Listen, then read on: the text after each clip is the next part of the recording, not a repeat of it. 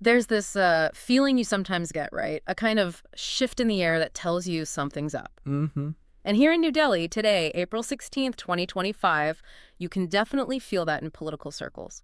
It really seems to circle back to that meeting PM Modi had with President Murmu just yesterday, Tuesday. It's fascinating, isn't it? How, uh, well, seemingly routine meeting between the head of state and head of government can just ignite so much chatter. Exactly. Usually these are just, part of the process. Yeah. But the lack of specific details released this time, that's definitely got people talking. Totally. And then you fast forward just a few hours to Tuesday evening, and boom, this big meeting of BJP top brass over at JP Nadda's residence. Yeah, quite the lineup. We're talking Amit Shah, Rajnath Singh, Goyal, Vaishnav, the list goes on, key ministers.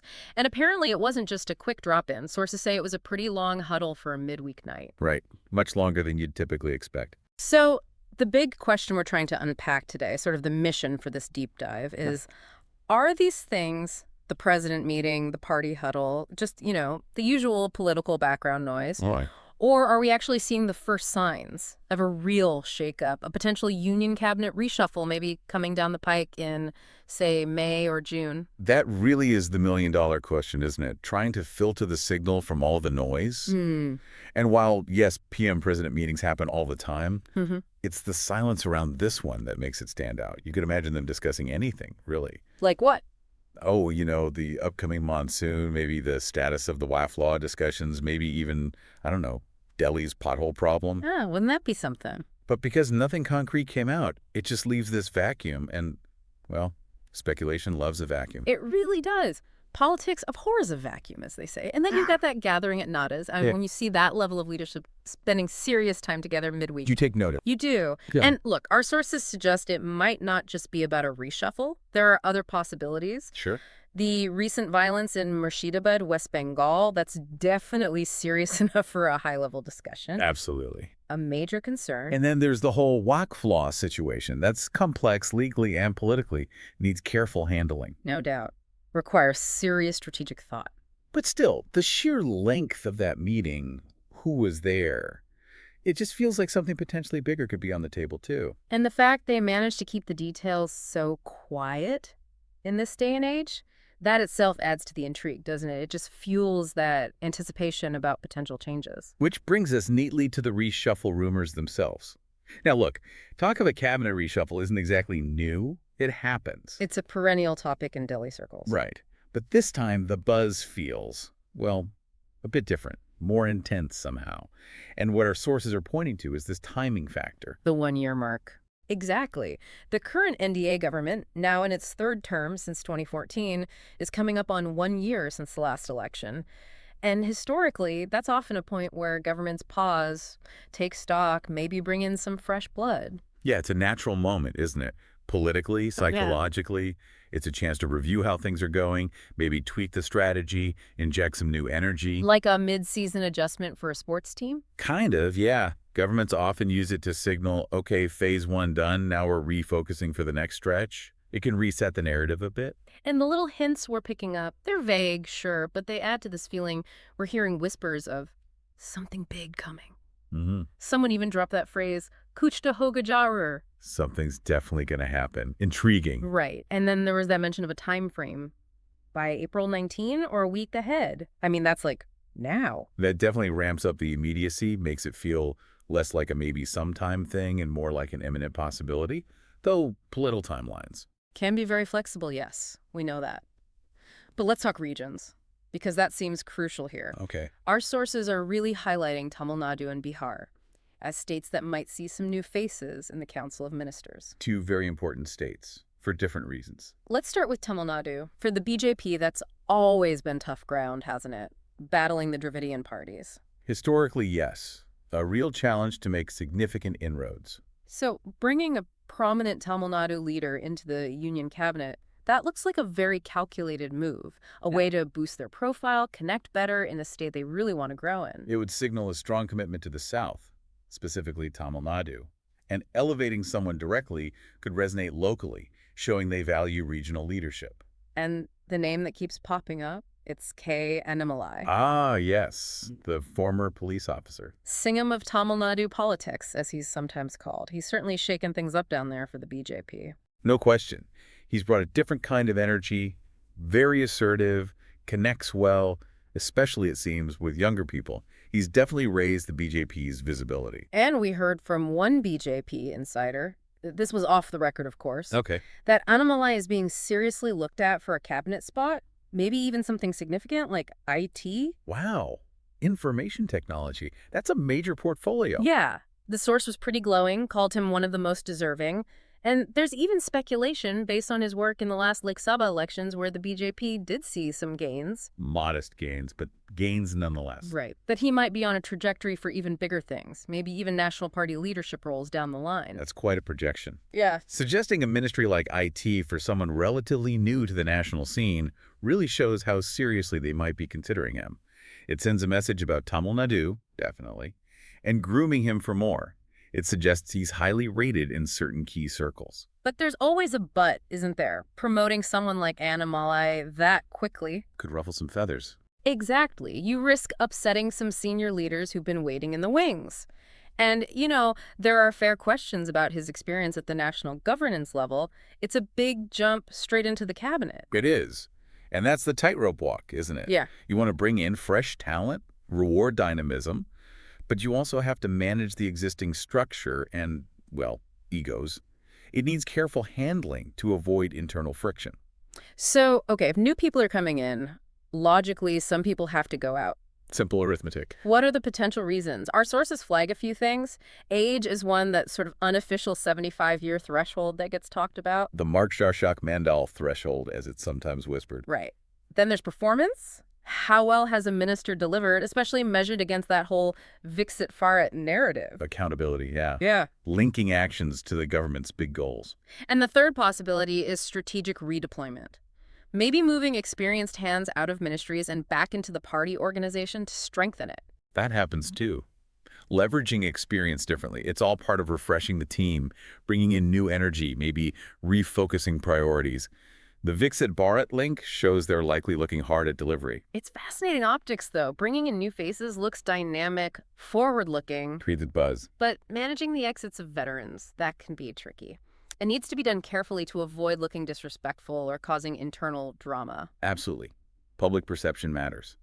How departures are handled can say as much as who's brought in. Needs a clear story. Okay, shifting gears slightly, but potentially related. Another big issue likely discussed in that BJP huddle was the Waqf law. Ah, yes. The Waqf Amendment Bill 2024. That certainly stirred things up. For those maybe not following closely, Waqf properties are assets set aside for religious or charitable use in the Muslim community. This bill aims to change how they're managed. But it's faced a lot of pushback. Big time. Opposition parties, various Muslim groups. They argue it's government overreach, undermining religious autonomy. It's even in the Supreme Court now. It touches on really sensitive nerves. Religious freedom, property rights, the state's role. The legal challenge makes it even more complex. So you'd imagine the BJP leadership is strategizing hard on how to handle this. Legally, politically, communicatively. Definitely. Which could tie back to the reshuffle, right? Maybe ensuring they have ministers with the right legal background or, crucially, strong communication skills to handle such a sensitive issue. That makes perfect sense. You need people who can articulate the government's position clearly, address the criticisms effectively, both in Parliament and to the public.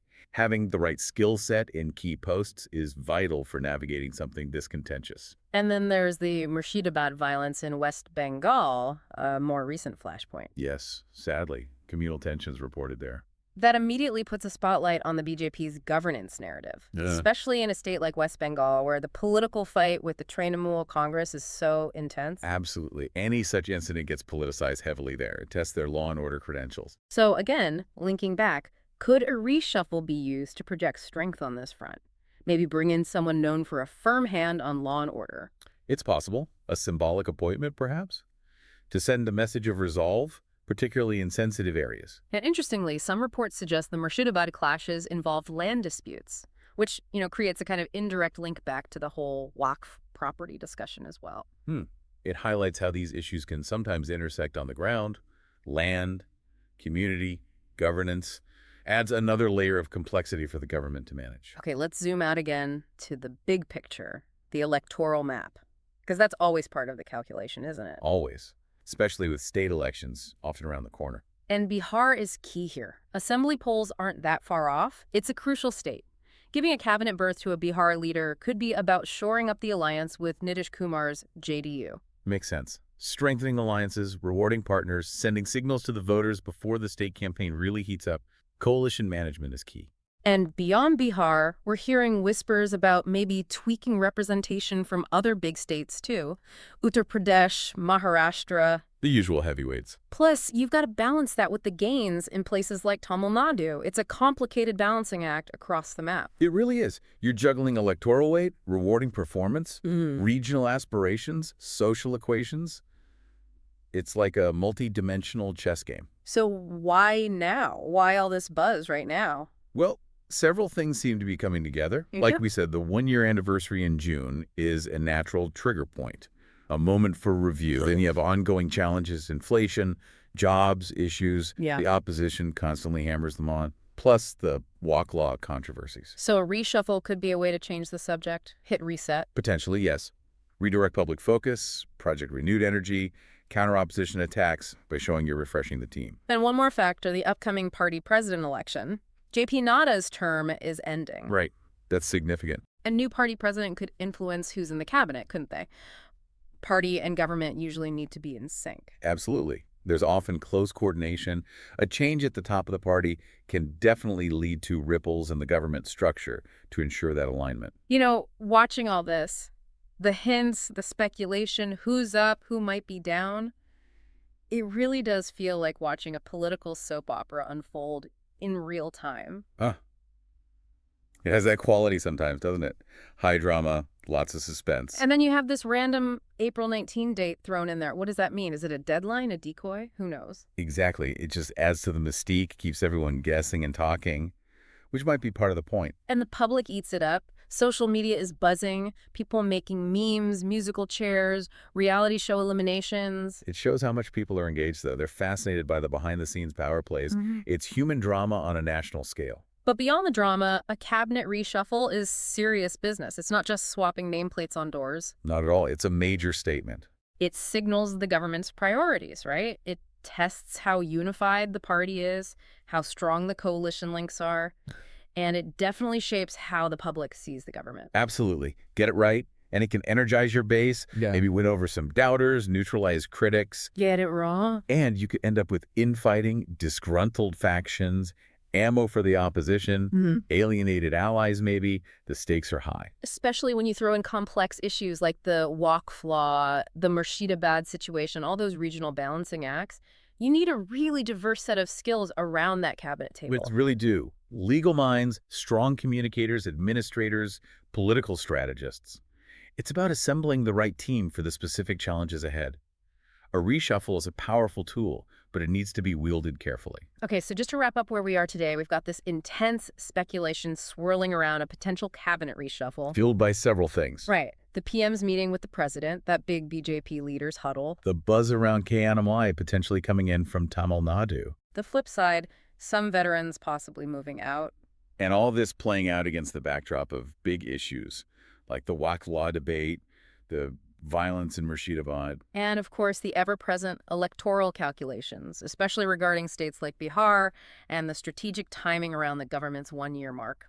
It's a perfect storm of factors, really, each one adding a bit more fuel to the speculative fire, creating this complex picture everyone's trying to decipher. But, and this is the crucial, but as we record this on April 16th, 2025, it is still speculation. Firmly, yes.